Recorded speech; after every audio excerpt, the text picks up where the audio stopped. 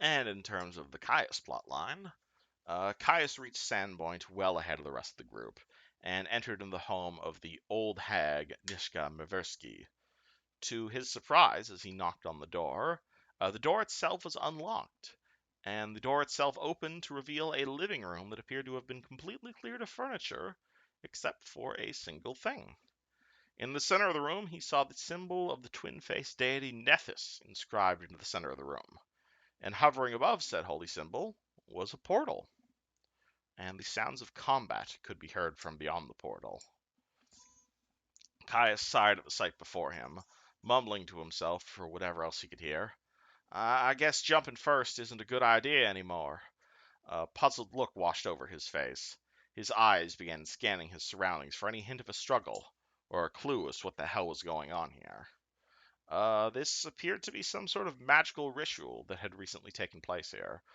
Caius didn't know a whole lot about magic to figure out exactly what happened, but you could tell that it recently happened. He found most of the homeowner's furniture and alchemist supplies in a side room next to the living room. Caius listened towards the portal, lowering his makeshift mask and putting his ear towards it. And he heard a number of male human voices yell, "Grab her! Grab her!" And a voice that sounded like a mixture of Nishka and some sort of angel respond, "Not until you apologize for what you did to that vendor girl." Without a thought, Caius dropped his haversack on the floor and leaped into the unknown portal. Caius jumped through to a flash of light. For a moment, he felt nothing, as if his entire body was transformed into light and energy. A moment later, however, his senses returned. The first thing he smelt was salt water.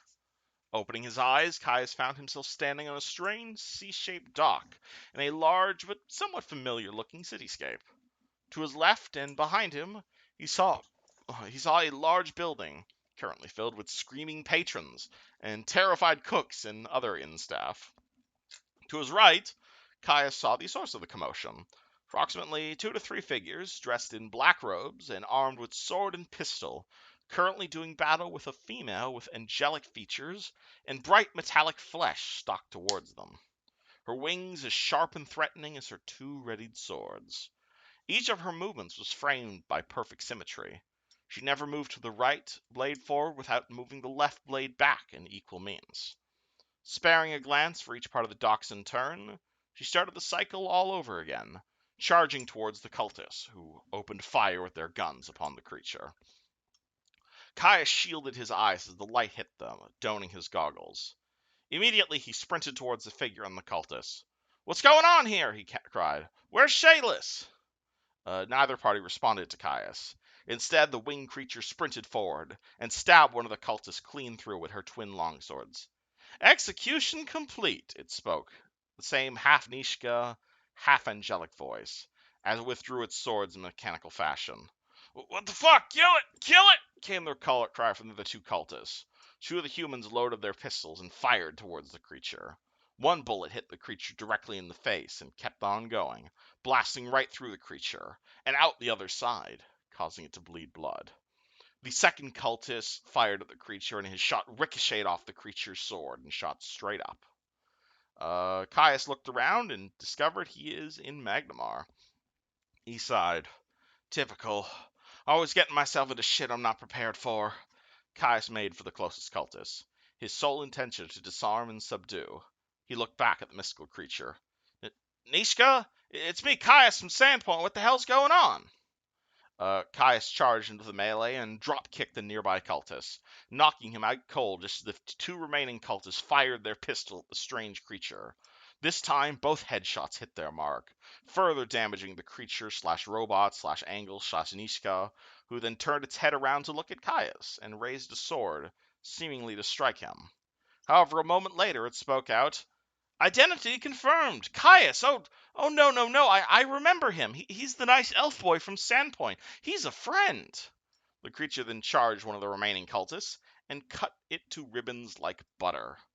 The final cultist, seeing his allies killed or incapacitated, shouted, "My soul for the Skinsaw Band!" and turned his pistol towards himself and pulled the trigger, spraying blood and skull fragments all over the dock. As the initial shock of a near-death experience wears off, Caius turned towards the final cultist, but too late.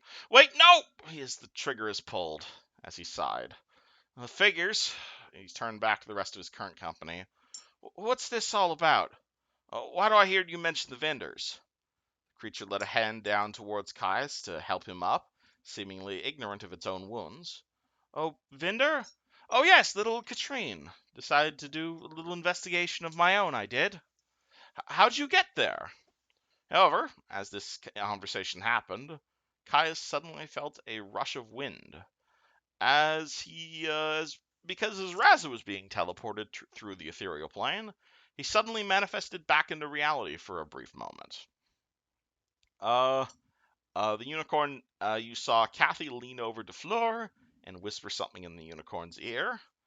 The unicorn, with a swing of its horn, created a puff of magic, and both Fred and Kathy seemed to vanish. Before Razza could open his mouth to respond, the horse teleported again, and suddenly Razza found himself atop the flying horse several hundred feet above the docks of a massive coastal city. The city was huge, far larger than Sandpoint, and perhaps half the size of the mountain that he grew up with as wide. The entire city was built around monuments, including a massive stone bridge that appeared to be several thousand years old. As Razza looked around at the massive, impressive structures around him, there was suddenly a few whiz, whiz, whiz sounds around him, as bolts, or perhaps more likely bullets, zoomed straight up at them, like anti-aircraft fire, and began to clip into the wings of his mount. Fleur responded with shit, it began to fall out of the sky. As Caius looked up above the docks, he saw exactly where the stray bullets had hit. A dwarf riding a familiar-looking unicorn, both of whom seemed to be plummeting back towards the water at increasing speed.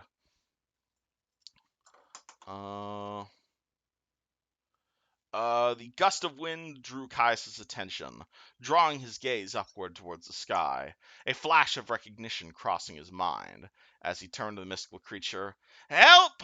and he began sprinting towards the falling duo, using all of his remaining key points to extend his speed. Caius found the closest area of naturally occurring water as he jumped towards the water and began to pray. I call to the will of my divinity, the pure and the righteous, the absolute, the Father, wizened and weathered, the Mother, pure and innocent, the giver and the taker of life, absolute. Hear my cry upon your winds, feel my tears upon your waves. Wash over me, they touch with every gust. Feel my desire, my frailty, feel the pain that now floods my very soul, the sky before me. Izorme, she who guides the ebb and flow, Mother Tereus, the sea, hear my will, feed my passion. Izorma, he who carries the cry on all of his wings, Father Hijah, the sky, hear my will, feed my passion. I, as your servant, your retainer, page, call upon your intervention. I call upon your gentle hand of the wind to calm the decent below me. Hear thy gusts lighten the wave before my eyes. Hold steady the fears of those fallen to darkness. Grasp them in thy soft, delicate hands. Wash over them as you do me. The embrace of life itself. Hold them, care for them, nurture them, and bring them to the peace within your arms once more. Caius focused his key points onto the ground, and without a second thought, he jumped towards the maybe unconscious dwarf. As he prayed, he focused his energy on speed. As he did, the water in the docks of Magnamar suddenly began to surge upward. The waves began to bend and crack towards the shore. Caius jumped towards the dwarf, and landed on the wave. To his surprise, the waves held his weight. Jumping forward again, Caius jumped from wave to wave, like an American ninja. Just as Fleur and the dwarf hit the wave, Caius caught the two of them, under arm and hoof respectively, as the water surged upward, catching the three of them across a wide surface area, resulting in 0 damage taken from the fall, but also a colossal splash. The tide then surged forward, depositing the three of them right at the edge of the Magnamarian city docks. Around them, The patrons from the local inn had surged down on the boardwalk to get a better look of what was happening, while the giant silver creature looked towards them with a look of awe. Razza spoke first. First of all, thank you for saving me from certain death. Looks like I owe you at least a drink. What is your name, dear friend? The drow relaxed, the presence of his god fading into nature. Drow looks down at his palms. Isn't it obvious? He looked towards the dwarves' mount. Fleur! Tears welled in Caius's eyes as the recognition overwhelmed him, as the horse lay unconscious on the docks next to them. You know this creature? Then you must know its master, Kathy, too. She ran off somewhere with Frederick. I hope he's okay. Caius eyed the dwarf intently. Creature? This is no creature, my dear dwarf. Caius approached the inanimate unicorn, checking for a pulse and breathing. She is the epitome of peace, the incarnation of balance. The dwarf, or the drow, fell into the magic of his gloves as he cast Cure Model runes upon the floor. The horse groaned as you healed his or her non-lethal damage. Oh, by the celestial sun, what has happened? Caius? Yeah, technically. Are you okay? And who are you? As he looked towards the dwarf. Yeah. Flora stood up, her hooves chipped from the fall, but not broken. I think so. I tried to teleport back to Sandpoint, but I guess I missed my mark. Glad to see you here, however. Where's Keth? I don't really know. One thing led to another, and I found myself here. Where the nine hells are we? I think there will be a better opportunity to explain details later. Caius looked in the direction of the giant Mechathera angel thing, and then back to the dwarf. Very much so. Kathy's just taking a bit of a pit stop back at home base. The name is Razza. That's some nice wave surfing you did back there. Without you, I would have been a pancake at the bottom of this lake. Are you guys a team? Razza asked towards the drow and the bird lady. And we will resolve that question in session.